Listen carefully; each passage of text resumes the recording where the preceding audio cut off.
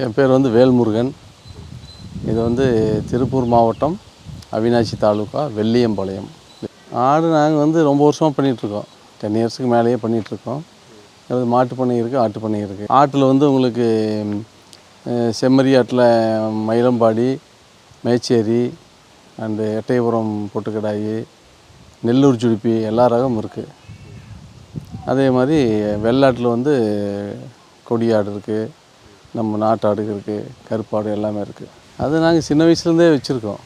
ஆடு மாடுலாம் சின்ன வயசுலேருந்தே இருக்குது. அதனால் எங்களுக்கு அது அப்படியே பழகி போச்சு. இது வந்து நானே ஐடியா பண்ணுதாங்க. அதாவது பறன் இருந்துச்சுன்னா உங்களுக்கு பனி காலத்தில், மழை காலத்தில் கொஞ்சம் சேஃப்டியாக இருக்குது. வெயில் காலத்தில் பிரச்சனை இல்லை. மழை காலம் பனி காலத்தில் வந்து பறன் இருந்ததுன்னா மேலே விட்டு நாங்கள் லாக் பண்ணிடுவோம். அப்போ அது வந்து ஈஸியாக இருக்குது. அதனால் ஃபுல்லாக பறன் இல்லாமல் பறன்லேயும் இருக்குது, கீழேயும் வருங்க, நிலத்துலேயும் இருக்குது. 2 மாதிரி தான் நாங்கள் வச்சுருக்கோம். ஏன்னா ஃபுல்லாக பறன் இருந்தாலும் அது ஒரு மாதிரி அதுக்கு வந்து காலில் பெண்டாயிடும், அது மாதிரி இருக்குது. அதனால் வந்து 2லேயும் போடணும். ஆமாம், கழிவுலாம் கீழே வந்துடும். அது ஒரு 2 months 3 months கொடுக்கா அது இந்த மாட்டு புழக்க எடுக்க வருவாங்க, அவங்களே எடுத்துகிட்டு போயிடுவாங்க. நாங்கள் ஒன்றும் க்ளீன் பண்ண வேண்டியதில்லை. இங்கே முன்னாடிக்கு ஒரு நிலத்தில் இது மட்டும் தான் நாங்கள் க்ளீன் பண்ணுவோம். உள்ளுக்குள்ளே கீழே விழுக்க நாங்கள் எடுக்கவே மாட்டோம். அது வருங்க கவர் பண்ணிட்டோம், அதுக்குள்ளே எதுவுமே போகாது, அது அப்படியே இருக்குது. 2 months 3 months குறுக்க எடுப்போம். இதில் நாங்கள் கிட்டத்தட்ட ஒரு 200 ஆடுக்கு பக்கம் வச்சுருக்கோம். இப்போ கம்மியாக இருக்குது. இப்போ வந்து பக்ரீத் இப்போ தானே முடிஞ்சுது. பக்ரீத்துக்கு கிடா கிட்டத்தட்ட ஒரு 400-500 கிடா நாங்கள் சேல் பண்ணோம், பக்ரீத் கிடா குர்பானிக்கு. அதனால் இப்போ தான் க்ளோஸ் ஆகி இப்போ வந்து மயிலம்பாடி மட்டும் இப்போ ஒரு 70 குட்டி வந்திருக்கு. அந்த சைடு மேச்சேரி ஒரு 25 குட்டி இருக்குது. இனி வந்து நெல்லூர் சுடிப்பி வருது, அண்டு எட்டயபுரம் பொட்டுக்குட்டியும் வருது. பராமரிப்பு எங்களுக்கு அது ஒன்றும் பிரச்சனை இல்லைங்களே. பராமரிக்கிறது ஒரு பெரிய விஷயம் இல்லை, ஈஸியாக தான். டெய்லியே காலையில் ஒரு 1 hour, ஈவினிங் 1 hour ஒர்க், அவ்வளோதான். வேறு ஒன்றும் ஒர்க் இல்லை. அது நோய் தாக்குதல் எப்படி நான் கண்ட்ரோல் பண்ணுறீங்க? நோய் தாக்குதல் எங்களுக்கு வந்து பேசிக்காகவே எங்களுக்கு எல்லாமே தெரியுமே. அதில் எங்களுக்கு அது ஒரு பெரிய விஷயமாகவே இல்லை. நோய் தாக்குதல் எந்த வகையான தாக்குதலாம் வரலாம்? நோய் தாக்குதல் அப்படின்னா நோய் தாக்குதல்னால் பிபிஆர் வேக்சின் போட்டோம்னா பிபிஆர் வராது, இல்லாட்டி பிபிஆர் வரும். மழை காலத்தில் வரும் சான்ஸ் இருக்குது. நாங்கள் பறனில் வளர்க்குறதுனால மற்ற இந்த வாய்க்கானா கால்கானாலாம் வராது, மற்ற நோய்களை வராது. காட்டுக்குள்ளே போய் மேய்ஞ்சதுன்னா எல்லாமே வரும். இங்கே நாங்கள் ப்ரொடக்ஷனுங்கிறது வெள்ளாடு மட்டும் பண்ணுவோம், ப்ரீடிங் பண்ணுவோம் வெள்ளாடு. பட் செம்மறி ஆடு நாங்கள் பண்ணுறதில்ல. கடா மட்டும் வாங்கிக்குவோம், வாங்கிட்டு அதையும் வந்து டெவலப் பண்ணிவிட்டு வெயிட்டு கெயின் பண்ணிவிட்டு கொடுத்துருவோம். நம்ம ஏரியாவில் வந்து கோயம்புத்தூர் டிஸ்ட்ரிக்டில் வெள்ளாடு தான் கேட்பாங்க. ஆனால் வந்து நீங்கள் பார்த்தீங்கன்னா இந்த சைடு மதுரைக்கு அந்த சைடு, சேலம் அந்த சைடெலாம் போயிட்டு அவங்களுக்கு செம்மறி ஆடு நல்லா சாப்பிடுவாங்க. ஆக்சுவலாக பார்த்தா நம்ம பிரியாணிகள் எல்லா பிரியாணிகள்லையும் செம்மறி ஆடு தான் போடுறாங்க பிரியாணிக்கு, அதான் டேஸ்ட்டும் வரும். வெள்ளாட்டுக்கறி காட்டில் செம்மறி ஆட்டுக்கறி நல்லாயிருக்கு.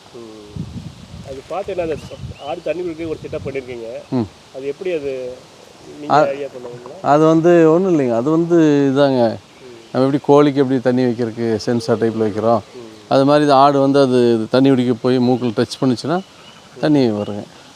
அது ஒன்றும் பிரச்சனை இல்லை. தீவனம் எந்த மாதிரி கொடுப்பீங்க அதுக்கு? தீவனம் வந்து நாங்கள் வந்து உங்களுக்கு ட்ரையில் வந்து கடலைக்கொடி கொடுப்போம், சோளத்தட்டு கொடுப்போம். க்ரீன் பாட்டில் வந்து உங்களுக்கு மல்பெரி கொடுப்போம், சூப்பர் நெப்பியர் கொடுப்போம். இது இல்லாமல் வந்து உங்களுக்கு கான்சன்ட்ரேஷன் பீடும் கொடுப்போம்.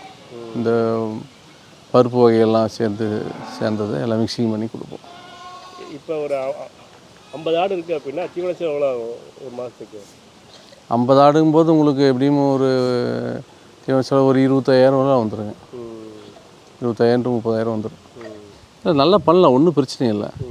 எந்த தொழில் பண்ணாலும் நம்ம வந்து நம்முடைய உழைப்பு தானே, நம்ம வந்து அதில் கவனம் செலுத்தி பண்ணால் எல்லாமே நல்லாயிருக்கு, ஒன்றும் பிரச்சனை இல்லை. அதெல்லாம் தாராளமாக வரல, எல்லாருமே பண்ணலாம், பண்ண முடியாதுன்னு எதுவும் கிடையாது. அது சும்மா ஆசைக்கு வாங்கிட்டு கவனிக்காமல் விட்டால் ஒன்றும் பண்ண முடியாது, அதுக்கு லாஸ் வரது தான் சரி. அதுக்கு ரெடிமேடாக வாங்கலாம், பராமரிக்கிறது இதெல்லாம் வந்து ரெடிமேடாக வாங்கி செட்டப் பண்ணுறாங்களே, அதுக்கும் நீங்கள் நம்மளாக பண்ணுறதுக்கு என்ன டிஃப்ரெண்ட் தான்? ரெடிமேட்னா எப்படி சொல்கிறீங்க? எப்படி அது இந்த மாதிரி பண்ணைகளோட கம்பெனி இருக்குது, அதில் வந்து டேரெக்டாக வாங்கி அவங்ககிட்ட அக்ரிமெண்ட் போட்டு அவங்களே செட்டப் பண்ணி கொடுத்துட்டு போகிறாங்களே, அதுக்கும் நம்மளாக பண்ணுறதுக்கு என்ன டிஃப்ரெண்ட் தான்? நம்மளாக பண்ணுறதுக்கு நம்ம சௌரியத்துக்கு பண்ணலாமே.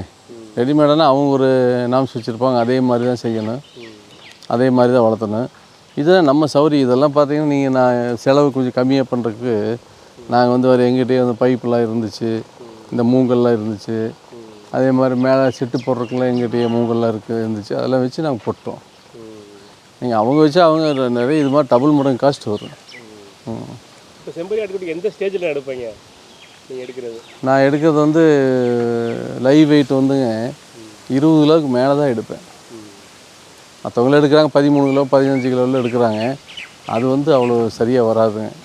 என்ன சரியாக வராதுன்னு எப்படியும் ஒரு 100 குட்டி எடுத்தோம்னு வச்சுக்கோங்க, ஒரு 10-20 குட்டி மாட்டாட்டி ஆயிடும். கொடுக்கும்போது என்ன என்ன வெயிட்டில் கொடுப்பீங்களா? கொடுக்கும்போது நாங்கள் ஒரு 35 கிலோ 40 கிலோ 45, நாங்கள் பக்ரீத்துக்கெலாம் கொடுத்தோம் 55 60 65 கிலோலாம் கொடுத்தோம் பக்ரீத்துக்கு. எவ்வளோ நாளில் கெயின் ஆகும்? வெயிட் கெயின் மாதம் ஆவரேஜ் ஒரு 4 to 5 கிலோ கொண்டு வந்துடலாம். அது வந்து இது வந்து கொடியாடுங்க.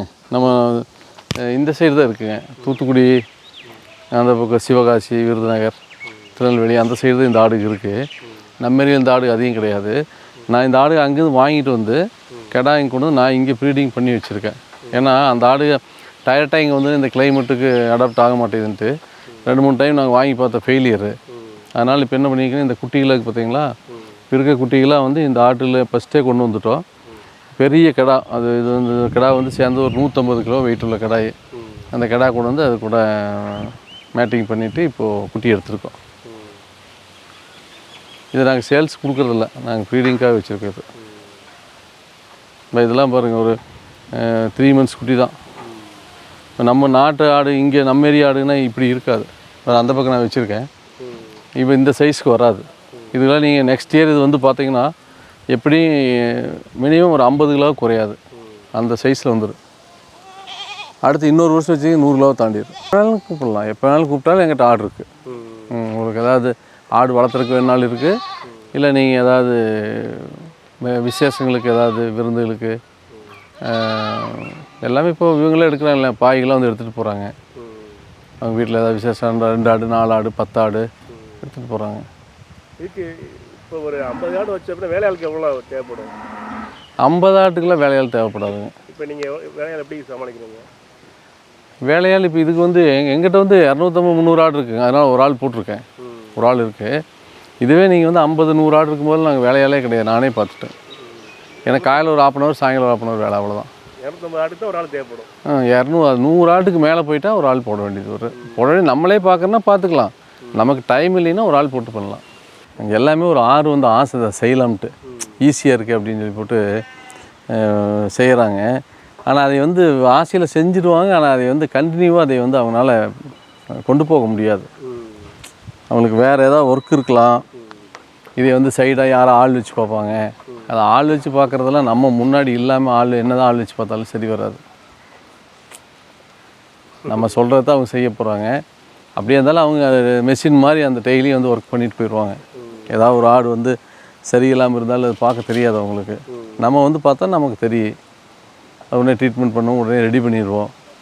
இதெல்லாம் தெரியாமல் வாங்கிட்டு சடனாக முதலீடு அதிகம் பண்ணிவிட்டு லாஸ் ஆகி போயிடுவாங்க இல்லாமல். இப்போ நான் கூட போன மாதத்தில் பார்த்த பக்ரீத் டைமில் நல்லா படித்த பசங்க வேறு பிஸ்னஸில் இருக்குது, இருந்தால் கூட 4 பேர் சேர்ந்து பண்ணை ஆரம்பிக்கிறன்ட்டு வந்துட்டு எங்கிட்ட கூட கிடா வாங்கிட்டு போனாங்க. பட் பக்ரீத்துக்கு அவங்களால கொண்டு போய் சேல் பண்ணவே முடியல. எல்லாம் பார்த்தாங்க, மார்க்கெட்டிங் பண்ணி பார்த்தாங்க, சேல் பண்ண ஒரு 25 கிடா எடுத்துகிட்டு போனாங்க. அவங்களால சேல் பண்ணவே முடியல. நம்ம திருப்பி எங்கிட்டே கேட்டாங்க, நீங்களே எடுத்துக்கங்க நான் திருப்பி அப்படின்ட்டு. ஆனால் கிட்டத்தட்ட நான் வந்து கிட்டத்தட்ட ஒரு அரௌண்ட் 500 கிடாய்க்கு பக்கமாக பக்கத்துக்கு சேல் பண்ணேன். புரிஞ்சுங்களா?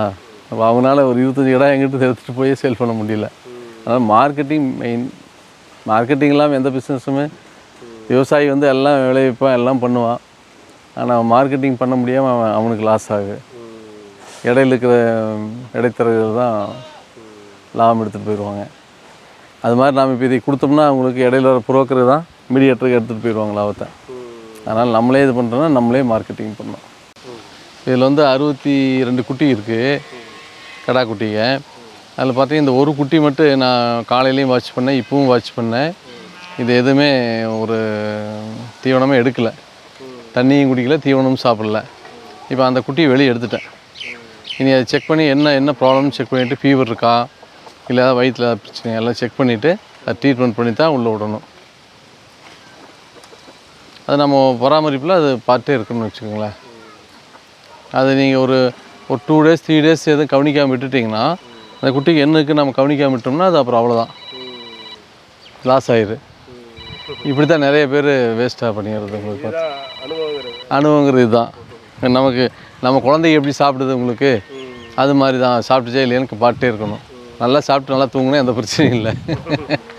ஏதாவது ப்ராப்ளம்னா அது சாப்பிடாது, அதுலேருந்தே நம்ம கண்டுபிடிச்சிக்கலாம். இப்போ தண்ணி குடி, போ தண்ணி குடிப்போ.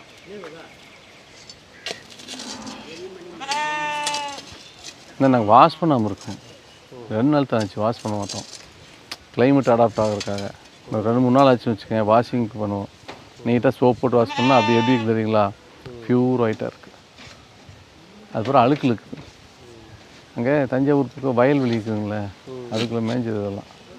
இப்போ தண்ணிக்கிட்ட போச்சுன்னா குடிக்க அப்படியே போச்சு. இப்போ பார்க்காம இருக்குது, தண்ணி இல்லைன்னு வச்சுட்டு இருக்குங்க. இந்த தண்ணி குடிச்சாச்சுன்னா அவர் சரியாயிடுவார். வேறு உண்ணாவிரதம் தண்ணி குடிக்காங்க பார்த்தீங்களா, ஜூஸ் குடிப்பாங்களே, அது மாதிரி தண்ணி குடித்தாருன்னா உடனே மனசு சரியாயிடும்.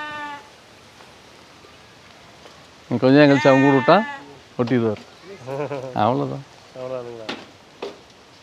எவ்வளோ வேக்தி அங்கே நான் பார்த்தே இருக்க, தனியாக நின்றுட்டு எதுவுமே பண்ணாமல் இவர் ஒருத்தர் தான் வயிறு பிடிக்க, எல்லா வயிறும் குண்டா. என்னுடைய நம்பர் வந்துட்டு 9443052656, 94 430 526 56.